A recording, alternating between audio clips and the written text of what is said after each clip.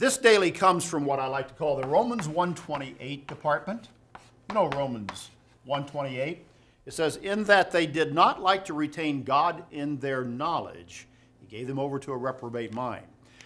Something about human beings that don't like to retain God in their knowledge. I was reading an article that was advocating the abolishment of the week, the 7-day week, which we normally have and has been with us for really since creation, but which, when we look on our calendars, we see is very, very prevalent. The 7-day week. Now, do away with the 7-day week, and you're tinkering with what God established at creation.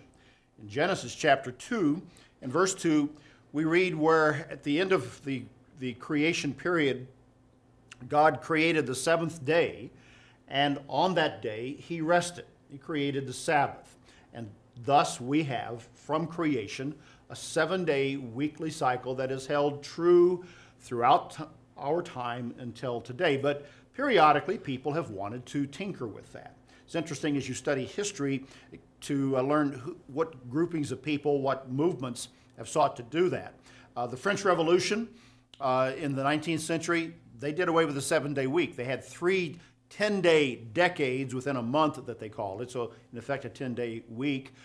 Joseph Stalin in the Soviet Union in the 1920s came up with the 5- and 6-day weeks. Well, both of those governments, revolutions, we know what happened to them. They're all in the trash can of history, and they didn't do too well. But now people are circling back to the idea because we are turning to an increasingly secularized society. And you see periodically, as I saw in this one article that was on the internet a few weeks ago, abolish the week, it's unnatural, it's unnecessary, and why the 7-day week has to go. And it looks at it from a completely secular point of view, and even says that the Jews from the Bible got the 7-day week from the Babylonians. Well, I think the article betrays a gross ignorance about what the Bible says, plus what the Bible is really all about.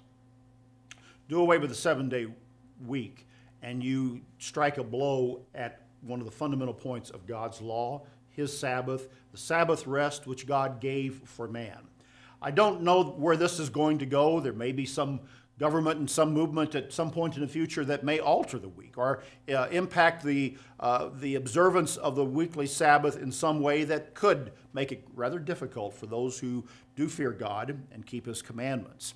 But don't be caught up in and don't take note of, just because we're an increasingly secular, irreligious society where people don't keep a Sabbath, don't go to church, that could be done without having an impact upon our society. In fact, look into the Sabbath and look into keeping the Sabbath and looking into what it is all about as a day that was made by God for man. That's BT Daily. Join us next time.